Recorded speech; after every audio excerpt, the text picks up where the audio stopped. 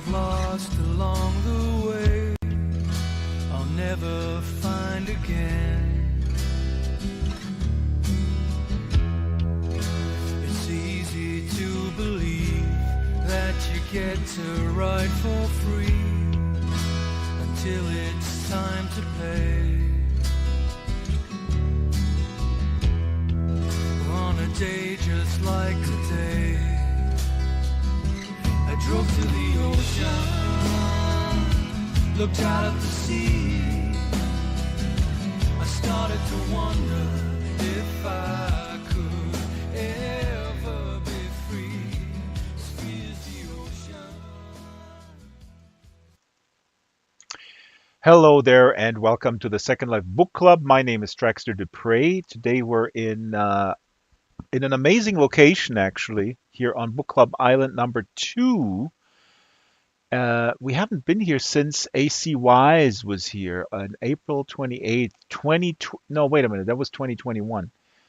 We're in this, and by we, I mean me and the Drax Files Made in SL executive producer. He was formerly the book club manager, but he changed his job.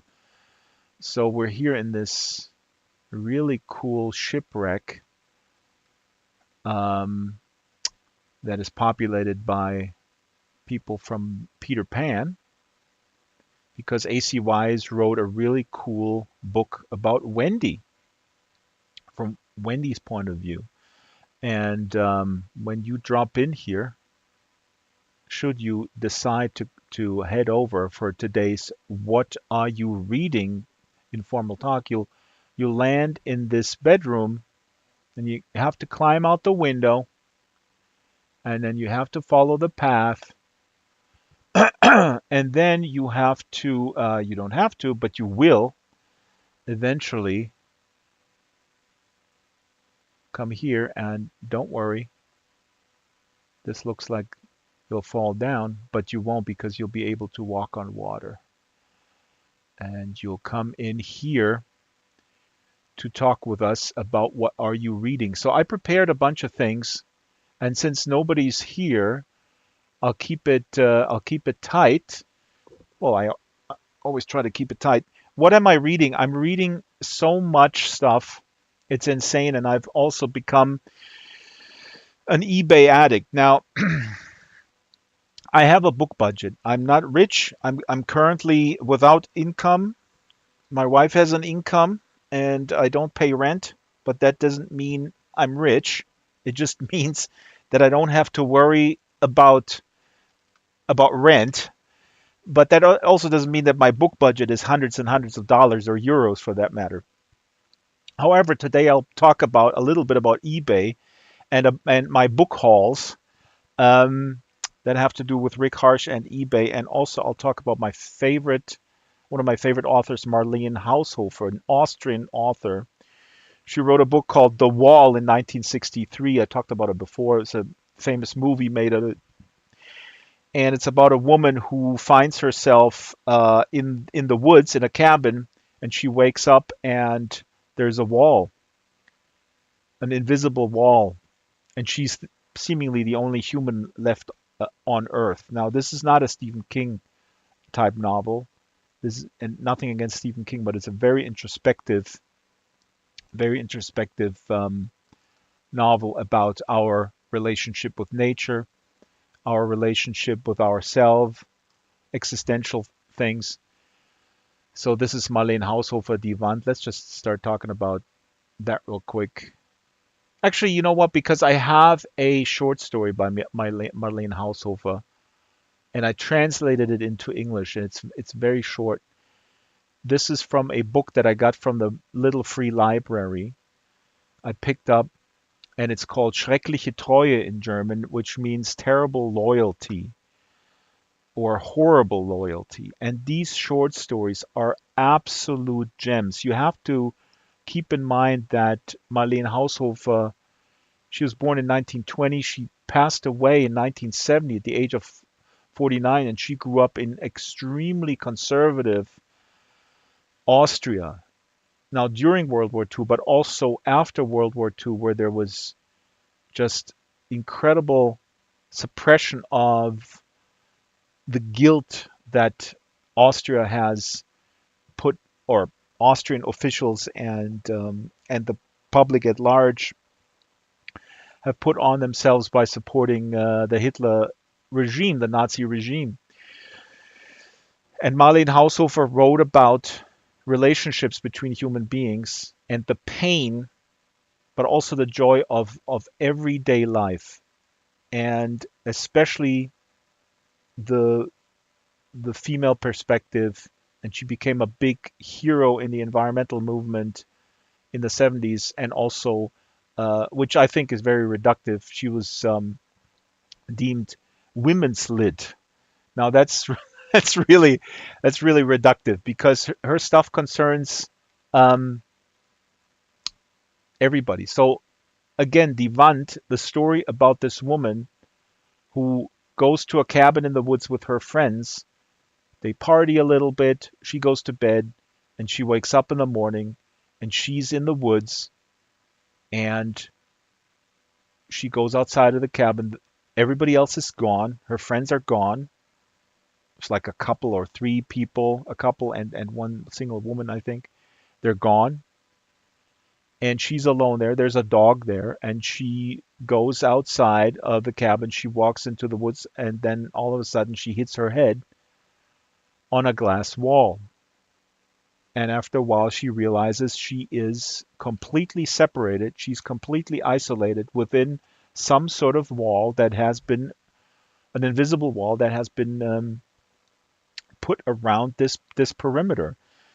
A little bit later, she is able to look. I think she finds some binoculars. I forgot those details, but she can look down to the village.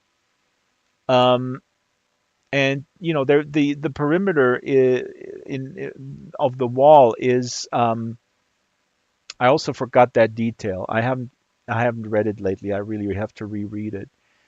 But there is quite some. There's room for her to move. There are different vegetations. There's forest. There are meadows. Um, at some point, she finds a cow, and the cow is very important for her to give her milk, and she becomes self-sufficient. So the story is not like, that's what I'm saying. It's not a Stephen King novel where there's like horror elements to it, or there's like a conspiracy or something, and then it's all about, oh my God, who put this wall up, right? Like who, evil government forces or aliens or whatnot.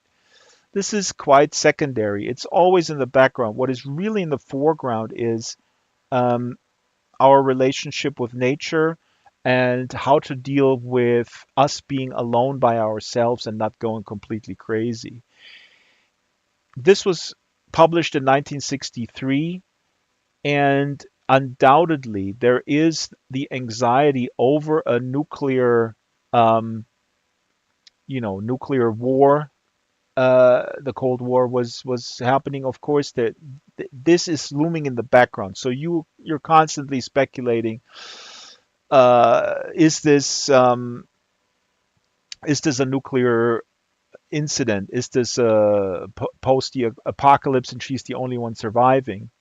Um, but the vegetation is still there. There is no animals outside of the dog inside the wall perimeter and that cow, but outside, she actually sees. I think she sees dead animals lying out just outside where she can't reach them because the wall separates them.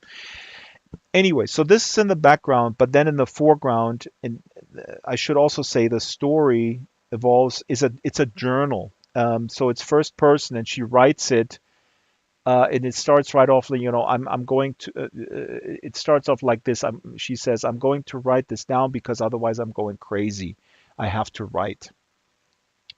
So this is a must read. This is one of my top 10 books.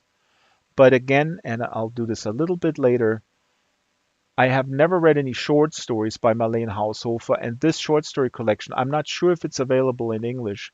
I translated this one story, um, but this is also just incredibly powerful. And She was just a woman that felt pain in this conservative, patriarchal Austrian society. I mean, coming from southern Germany, uh, I was born in 1970. I know I feel I know how bad it was because it was bad when I grew up, and people always think, my American friends always say, like, oh, Germany's so incredibly progressive and advanced and all this kind of stuff and women's liberation and whatnot. Don't kid yourself. It's not as bad as, when you compare it with something worse, then you go like, yeah, it's better, but it's not good. And that really oppressive atmosphere that Marlene Haushofer grew up in a small village, and then she married young, and her husband cheated on her, and just the patriarchal concept is all in The Wall, Die Wand, but it's also in every one of her short stories. The short stories also have incredible beauty, an incredible homage to children, also to purity of imagination, of escaping that madness in your own head. That's another common theme. So let's see if somebody showed up, except for the manager, who is now the executive producer. Here's the executive producer. Ah, still. Oh, Dex Euromat. Very nice. Finally, a European. Well, finally. Dex is here. Thank you, Dex. So I will continue to riff on this. Actually, you know what? Let's skip this. Let's put a pin in here and go back to Marlene Haushofer in a little bit. I also have some nice real life photos of her from the 50s. She looks a little bit like my mom, interestingly enough. But anyway, so now I was talking earlier. We'll go back to Marlene Haushofer in a little bit. But let's talk about what I was talking about earlier, my addiction to eBay. So I went on eBay, and people are selling science fiction books from the former Eastern Germany, uh, the DDR or GDR, as it would be called in English, German Democratic Republic. And these were called in East Germany. They were not called science fiction. They were called utopian novels, right? Science fiction. You can't use an English word from the class enemy. So look at these covers, just amazing. And I looked up a lot of these authors. I never heard of them, and some of them were extremely influential. A lot of them also translated. Their day job was translating from Polish or Russian into German, and yeah. So each one of these is on eBay was maybe a euro, maybe 2 euros at the most, and then a couple euros shipping. So below 5 euros each. These are short story collections, and yeah, what can I say? It's fascinating to read science fiction from East Germany. A surveillance state. I don't want to get into details. We all know about the Stasi. We all know about surveillance. I'm not going to talk about how people are surveilled in the West as well. People, I think, know that I consider myself Marxist slash anarchist adjacent. That has nothing to do with supporting a oppressive nation state, by the way. But I have a lot of sympathy for public institutions that were implemented in East Germany that really did work, as opposed to in the capitalist West. But anyway, it's interesting to read science fiction because science fiction is always, not always, but very often used to critique real life circumstances, and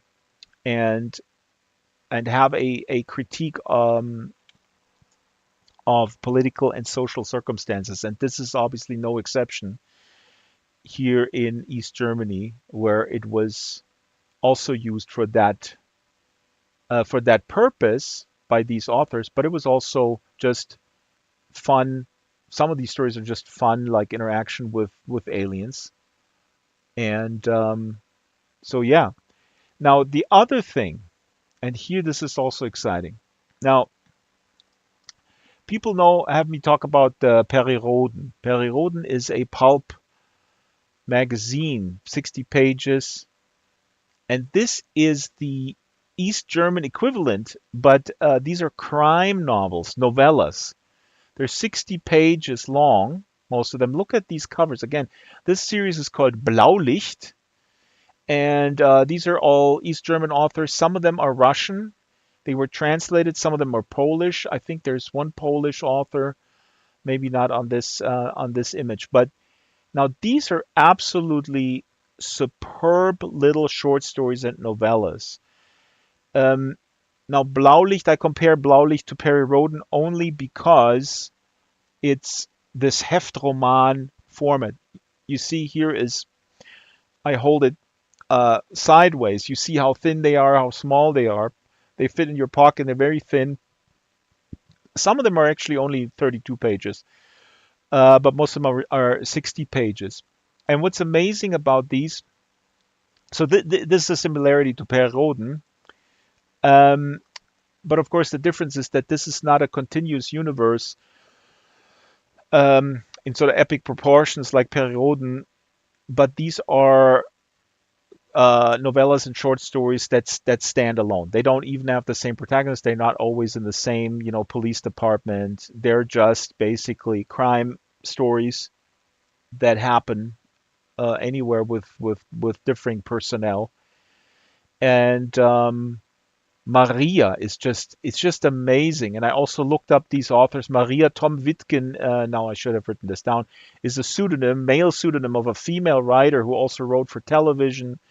And again, from a cultural standpoint, to me, really fascinating. This procedural, maybe I don't want to compare it to Law and Order because it's not that formulaic. And I say formulaic not in a judgmental way. It's just that Law and Order or Jerry Cotton is a German Heftroman. There's a certain formula. This has no formula. This is just um, all these writers write their own stuff under this brand of Blaulicht, and I guess the one the commonality is that somebody gets murdered or somebody gets robbed or somebody dies, and you got to find out what happened.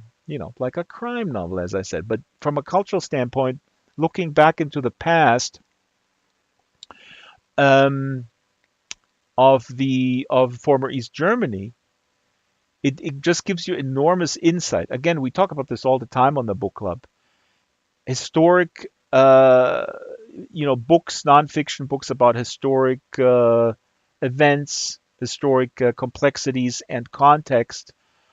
Just read a story about, read a book called From the Ruins of Empire about the history of imperialism from an Asian perspective. So these things are extremely important and you learn a lot. But when you read novels and even sort of quote unquote, cheap pulp fiction type stuff, you learn a lot about society. You know, you read between the lines. Sometimes you read the lines. Dex is saying, I was listening to an audiobook of Stanislav Lem. Oh, Stanislav Lem is one of the greatest. I have almost all his novels. We should do a special on Stanislav Lem. I have to reread them all. I haven't read all of them, but a lot when I was very young, when I was into sci-fi. Well, I still am, but when I was exclusively into sci-fi. Then I graduated, Dex, to literary fiction. You're still stuck in sci-fi. No, I'm just joking. Stanislav Lem is an absolute master. So yeah, that's my eBay obsession. Again, these Blaulicht ones are 50 to 80 cents. People sell them. They're in great condition. They're from the 70s and 80s, just before the wall came down. And just an absolute joy. So addiction is a bad thing, but eBay addiction, when you're talking about books and you have a very limited book budget, and you're a fan of investigating history and culture through the means of popular culture or otherwise, an eBay addiction is not that bad. Now, so the other thing is, of course, we've been talking here a lot about small presses, and people know that I'm a big fan of Corona Samizdat, which is run by Rick Harsh, an American expatriate in Slovenia. And when he sends stuff, it looks like this. He packs it and he wraps it so tight. I imagine him wrapping it like crazy. And Rick is awesome. Corona And two Samis. layers of tape. Oh, here's Shyla. Hello, Shyla. Yeah. So we Yeah. talked about this before, but now is the time to show it to the people how this stuff arrives. So Corona Samizdat is Rick's very small press in Slovenia, and it's really amazing. And I talked before about my book budget. My book budget is low. I don't have a lot of money. I don't have a source of income, but also you get a lot of books on eBay for very cheap, and you get stuff from Rick Harsh when you order two books. He sends you sometimes the wrong books. Then you go like, should I send them back? And he goes, nah. And then because shipping is the same, he sends you free books. So I'm getting the package today. I ordered two books, and I'm trying. Here we go. Here's the next stage. Here's sideways. Here's the package sideways. Look at it. I have my scissors ready. I'm taking the scissors and I'm starting to work on it. It takes about an hour or 2 hours to open this package. This is probably the least sexy unpacking video on YouTube. But here you can see them already poking through. And then a little bit further, and here you go. There's a short story collection, Assisted Living. You can see that from Roberto Ontivaros. And these are pocket books. These are very small. These are 10 euros each. And I have them here side by side. Now I ordered the two on the upper right. This was very sunny outside. The one in the middle is The Year of the Plague Rat. It's a novel. And the one on the right, Roberto Ontiveros' Assisted Living short story collection. And then Rick sent me these three for free. The Appearance of Death to a Hindu Woman, the Driftless trilogy, comprised of The Driftless Zone, Billy Verite, The Sleep of Aborigines. These are really thick books. These are 500, 600 little pages for $10. And then a circumnavigation through maritime history, all by Rick Harsh. And when you look at them on the side, I have another image here. You can see them stacked. You don't have any reference because they look big here, but they fit in your back pocket of a jeans. That's the size. I mean, the thick ones are very thick, but the dimensions are such that they would fit in there. Um, so what is the takeaway? The takeaway here is go to eBay, look for books under €1, bid on them, bid to a max of €1.50 or $1.50, and then when you have money left over, go to coronasamizdat.com and order some books from Rick Harsh, and you're good to go. Now, we were talking about Marlene Haushofer, And I'm going back to Marlene Haushofer now because I want to read a short story that is absolutely amazing from this collection of short stories. Oh, Dex Joromat says Stanislav Lem is no longer with us. Yeah, Dex, a lot of people are no longer with us. I'm not saying this to make light of it or anything. The good ones, the good ones die young. I actually don't know Lem's biography. I'm sad about Michael Brooks. I should have also prepped something with Michael Brooks, who died 4 years ago on the 21st. He was 37. It's a different story, but he was working on a second book. He was a political commentator. But now I prepared a little reading. I prepared a short story from this short story collection by Marlene Haushofer called Schreckliche Treue. And that story that translates as terrible loyalty. Um, I don't know what it means. I mean, these stories are 3 pages or 4 pages, 5 pages at the most, and they're of an intensity that I have not encountered before. Honestly, they create complete worlds and tackle issues of humanity in a way that only good poetry can. It's absolutely amazing. So without any further ado, maybe the book club manager, or also known as the executive producer of the Drax Files, can he put? Yeah, thank you. Just put that. No, don't put it over my legs. You put it in front of me. Thank you. So I'm gonna read a story that I translated. It's called "The Beautiful Melusine" from Marlene Haushofer.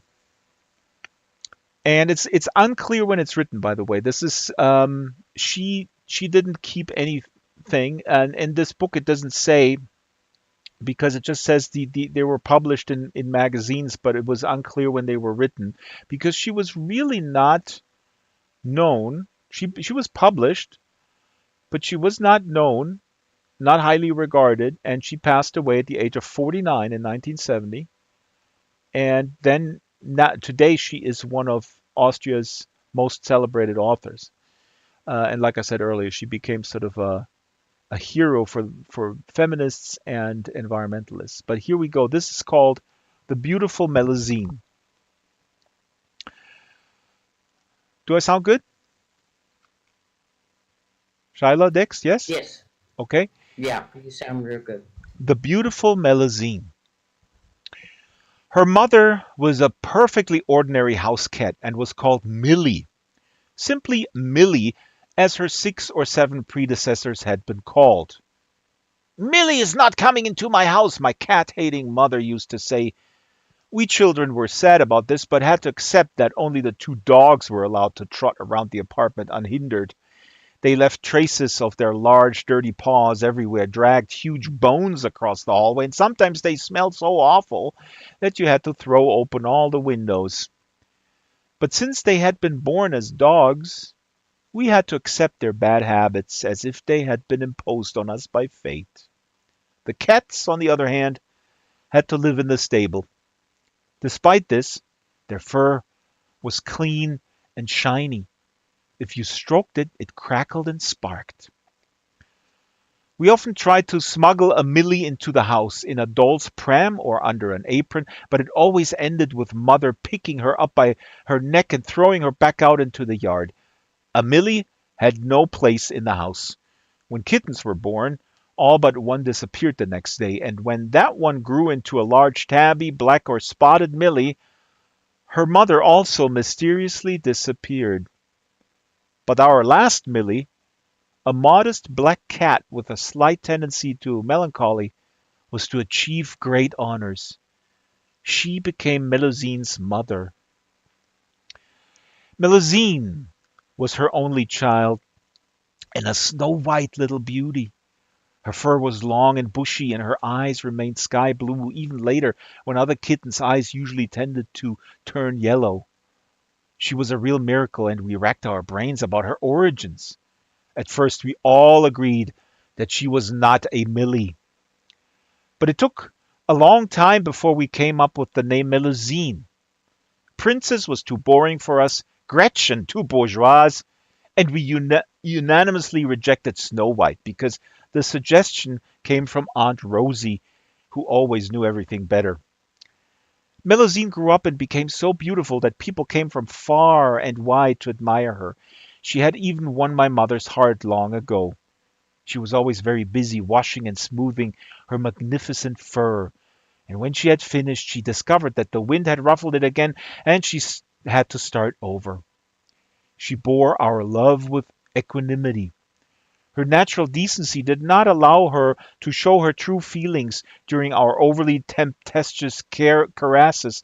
Her tolerance of our weaknesses went so far that she did not even turn her head away when we kissed her on the nose. Melusine never caught mice. She would stand for hours on a stone in the stream and wait for the trout to swim past, her bent paw raised. She should have been devoured for this, but there were so many trout and only one Melusine.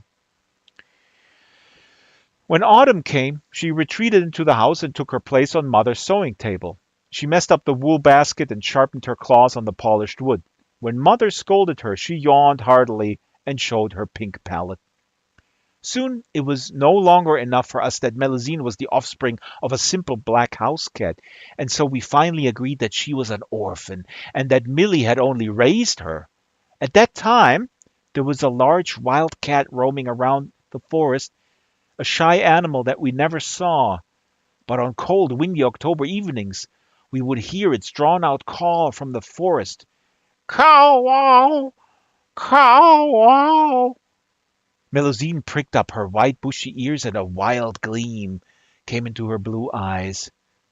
You know, my brother said one day, that wildcat, that's definitely her father, and he's crying for her. That made sense to me, and I was only sorry that I hadn't thought of this first. We watched her very closely. Whenever she approached the forest, we were sure that she was visiting her father, and we always secretly feared that one day she might not come back. But in the evening, when the cold wind drove us into the house, Melusine was already lying on the sewing table. And then, one day she didn't come. We called and coaxed her in vain until darkness drove us away. That evening we didn't touch our soup and no one could calm us down. As we lay in bed, we heard the wildcat's call. Cow-wow! Cow-wow! Wild and triumphant as never before. I was silent, anxious, and my little brother began to sob under the covers. To console ourselves a little, I now made up a story about Melusine every evening. That winter we were known for being extremely well behaved because we always went to bed straight after dinner without arguing. No one knew our secret. It was only a few years ago that I found out that Melusine had been torn to pieces by a wild dog. Her small, blood-stained body had been found under a hazel bush. But still, when I think of her, I see her roaming through the woods alongside her great father Cow-wow, from adventure to adventure into the mysterious heart of the forest.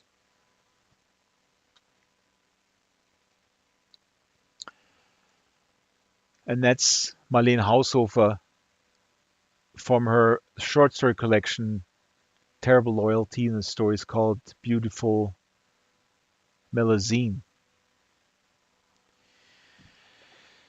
Yeah, really, really powerful stuff. Very, very, very deep. I don't even know. I don't even want to analyze or speculate.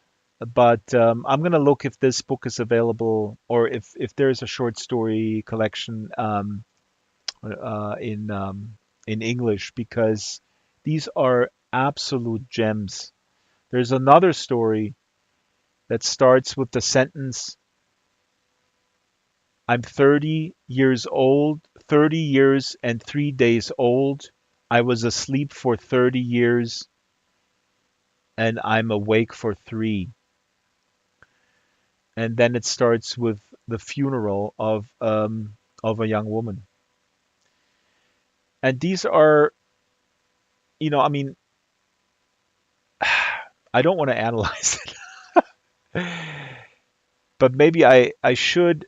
Oh, Shyla disappeared into the Shyla disappeared into not into the woods but into the seat. Um, Now stories like this, uh, I have people say or tell me that they find them depressing. It's so wonderful, and the cats and the kids love the cat, and then the cat disappears, and it turns out the cat was brutally murdered.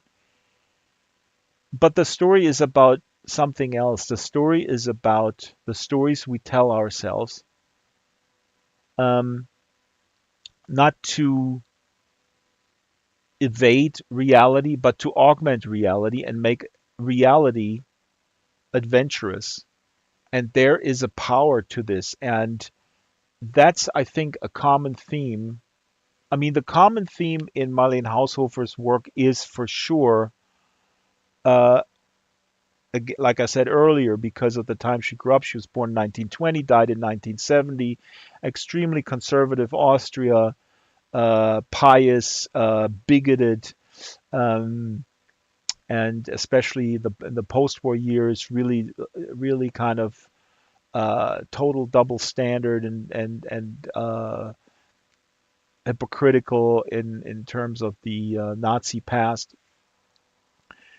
She suffered from this. She suffered from the patriarchy, and she escaped in her head into other worlds.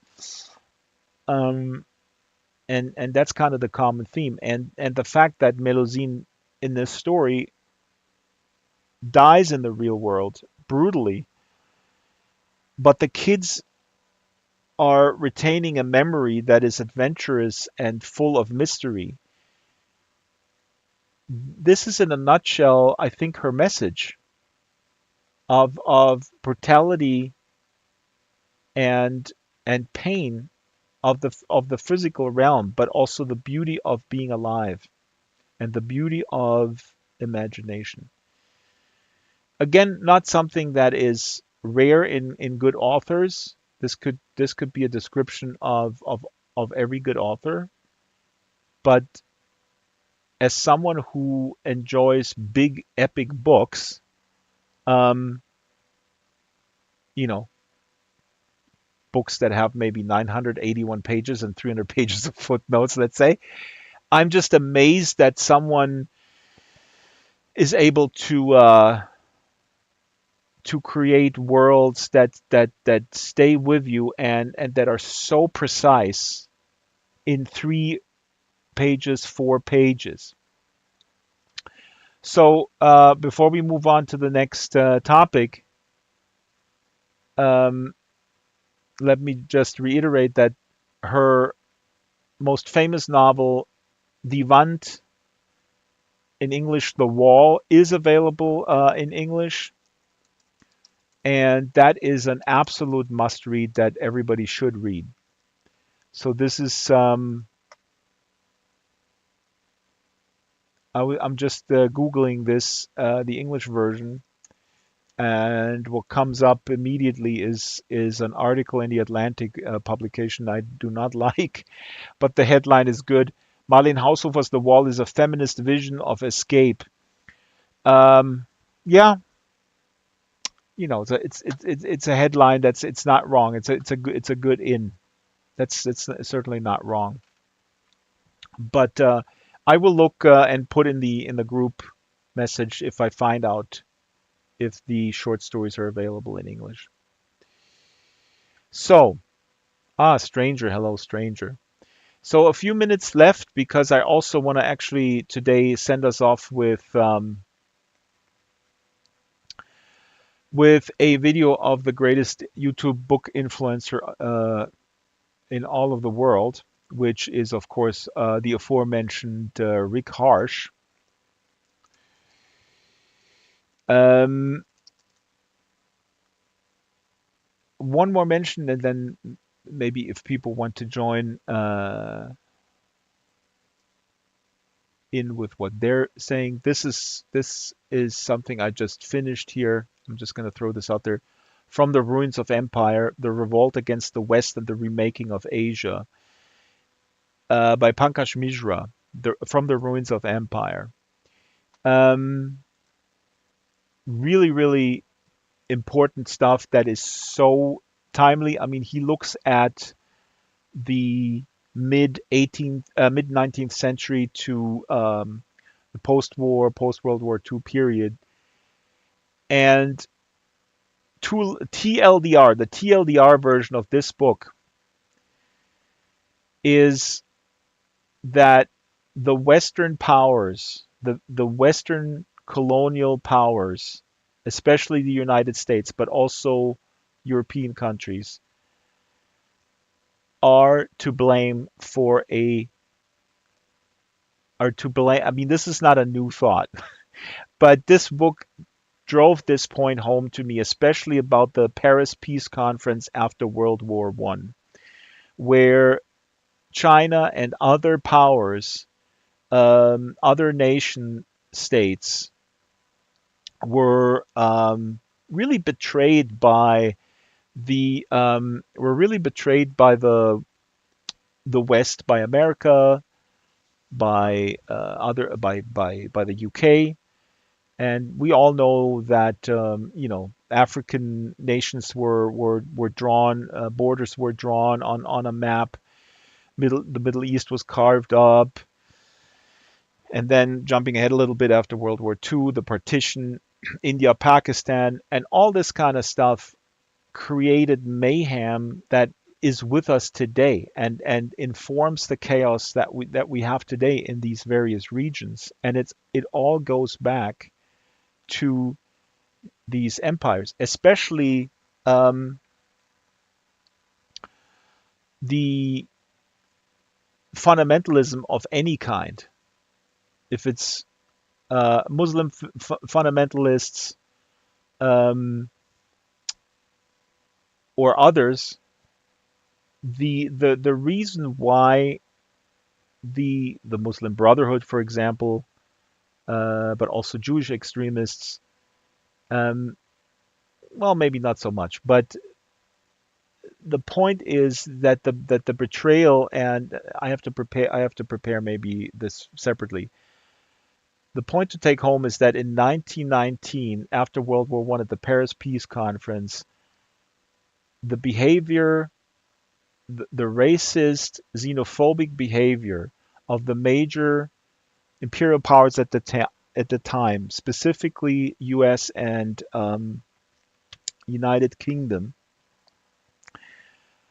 alienated uh, emerging nations to the extent that extremism, uh, fertile ground was created for extremism that then, you know, that is with us today. So let's leave it at that. It's a fantastic account, and he goes into all this detail, but he picks five important thinkers, intellectuals from various regions, from India, from Afghanistan, from China, to guide um, through these very turbulent times that are still pretty turbulent. So that's that. Now we have 5 minutes, 6 minutes if people want to talk about anything, because then I'm going to go out with a clip by Rick Harsh, the greatest influencer of all time in the world of books. But If not, then I would just encourage you to either go on eBay, pick up The Wall by Marlene Haushofer, or pick up From the Ruins of Empire. Go to coronazamistad.com, or if that is not enough for you, if you still don't know what to read, then maybe pick this up. Who is Afraid of Degrowth? Sometimes um, there's too many options. And this is something we should maybe talk about next time. I'll do a theme. Um, how to read. Tips how to read. Tips how to be focused. Tips how to organize a TBR stack. And actually, I just saw that Dex said something. Dex said something about Stanislav Lem. Maybe, Dex already put this in the local chat. Lem the Invincible. But Stanislav Lem, people can Google Stanislav Lem or look on Wikipedia. Dex said earlier, what struck me that at the time Lem already thought about hive or swarm intelligence. Currently, scientists try to recreate it with robots, but in small scale, just up to 10 for mapping environment purposes. And Invincible shows an enormous amount of microbots. There are tries to make nanobots, but did not hear that anyone succeeded yet. Very, very interesting. I didn't read The Invincible. I'm a big fan of looking at when we talk about swarm intelligence. One of the interesting things is that people under capitalism always say, the survival of the fittest, and that competition is so important um, for innovation and everything. The fact of the matter is that in nature, swarm intelligence and good stuff comes from the collective. There's a lot of books on that subject coming out recently as well. So I have to look. I mean, I have The Invincible in my shelf. I haven't read it. Very cool, Dex, that you mentioned it. But also remember, tech won't save us. Only we, the humanity, can save us, or we're screwed. Um, Now, let's, since it's very quiet, I'm going to go to play us out with a clip that you have to watch on YouTube. And this is Rick Harsh, and it's hilarious, and his YouTube channel is inspiring. Before I go out, let me also make sure to inform you about the next two shows. Now, the year is not over, but the book club will wrap at the end of the year. And I will move 100% to the SL documentary work, as much as I love reading and all this, and entice people to read. Obviously, it's I got to refocus on documentaries and music, and keep the reading for myself. We have a guest on August 7th, and she's from Nigeria, Jinaza Ezia Gigala. Jinaza Ezia Gigala. I still have time to pronounce her name. And I put that in the local chat and also in the YouTube chat. YouTube link is there. And everything else is on the calendar. And then we have one more guest in August, and it's KB Brookings. He's a poet, or they are a poet, I should say. Sorry. And they wrote a memoir at the age of, I don't know.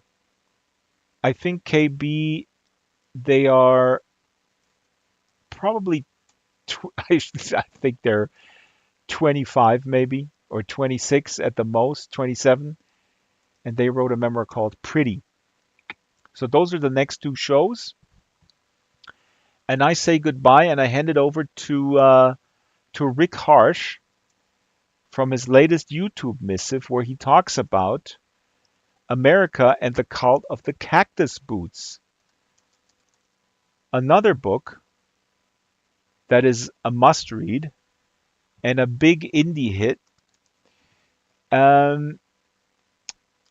Here's Rick Harsh, in case you forgot how he looks like. This is him holding Margie and the Atomic Brain. And American the Cult and the Cactus Boots was originally a green cover, and it sold out. And then they reprinted it in a limited edition gold. That sold out. And then they reprinted it in white, and people hated white. And so here's Rick talking about how they solved it. Please keep in mind that when you order from Rick, and we looked at that earlier, your books will come looking like this,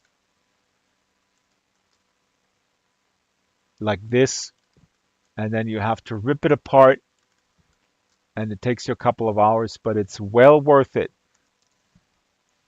Thank you, and bye. And here's Rick. Hello, Rick Harsh here. Just back from Ljubljana. This is a booktube, and like all my booktubes, it's brought to you by Saber Guitars. Saber Guitars, the best handmade guitars in all of ex-Yugoslavia. This episode is also brought to you by Cuchera Knives from somewhere in Spain. I can't remember. Look it up on the internet or write me, I'll tell you. Where I got this particular knife. It clicks into place and it closes like this. It's a folding knife. It's very sharp. I bled a lot from one. I actually signed one of my copies of Eddie Vegas with my blood from this knife. So anyway, I use it to open boxes with books in them, and I use it to open this. What is this? Well, I'll tell you what this is. And if I sound a little irritated, well, you know, I have every right to be. Now, a lot of you people out there are going to be very excited that we've got 100 copies of Solarium in today. Today, finally, after all this time of being sold out. And all of you people who wanted to buy this book and now can, I'm glad that you can, and I'm not upset with you at all. Because, you know, word got out that was a really good book. But the word really got out about America and the Cult of the Cactus Boots, a diagnostic. And the first year, it had a green cover. And the second year, we had a limited edition gold cover, 100, and that's it, with other things that went with it. And so I thought last year, the third year, this would be the third year, I thought, let's do it like this, black and white, and make it 18 instead of 20 euros. Well, so few of you bought it, I thought, okay, it was clear you didn't like the black and white as much as the green. You know, here's your green and here's your black and white. Apparently, you didn't like it as much. So I put it down to 15. Well, it's going back up to 20, pal. Or pal, I don't know what pal the feminine is, but lady pal.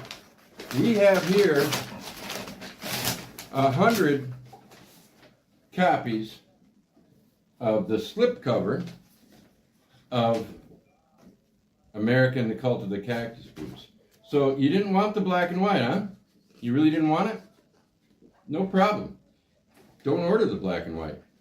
In fact, if you want the black and white, you have to specifically write to me and say, please send the black and white. Because if you don't, if you just order it, it's going to be $20. And I'm just going to, see, I had to, they're folded, but you have to fold them again just to get it done. So now, it's just like any hardcover. Okay? You order it, it's $20 again, but it's green. Are you fucking happy now? I am. I don't know if we even have 100 left. I don't think we do, but they're now green. Look at that. It's beautiful. It really is beautiful. And look at this. I opened this with a cuchilla knife, which you can get in Spain, and you could take to your, you could cut your guitar strings with it. If you get Saber guitars and you have a string you want to cut. I don't know how many, this is probably 25 or 30. And look at that. It's just a beautiful thing to have.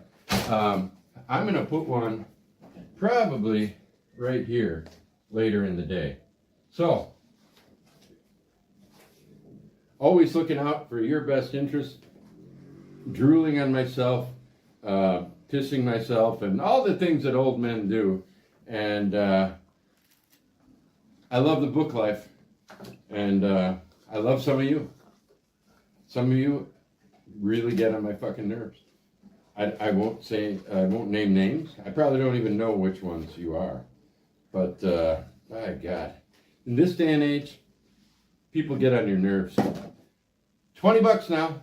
You get, here's what you get for $20. This is a 20-euro book. All of our big books are 20 euros. Except for a couple of them, which, because I'm a nice guy, I cut down to 15 or 10, and, you know. So, $20, it's what it's worth. It's worth more, actually. It's unique. Where else are you going to get it? Nowhere. We're the only ones who sell it. Bye-bye.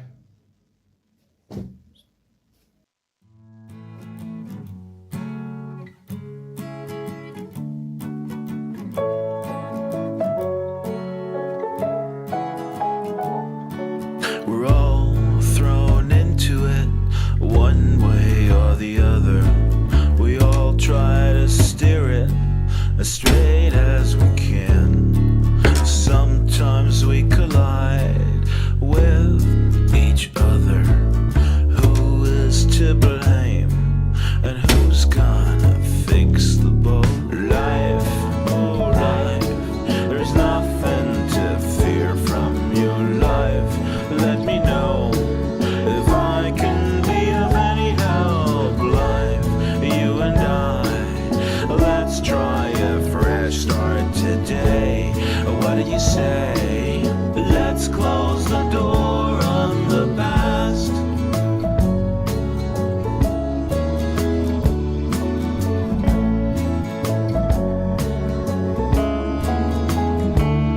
So we swim, and it is in so many ways just a little trick to keep our heads above water.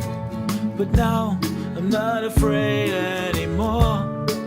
Life, oh life, there's nothing to fear from your life. Let me know if I can be of any help. Life, you and I, let's try a fresh start today. What do you say? Let's close the door on the past. Oh life, there's nothing to fear from your life. Let me know if I can be of any help. Life, you and I, let's try a fresh start today. What do you say?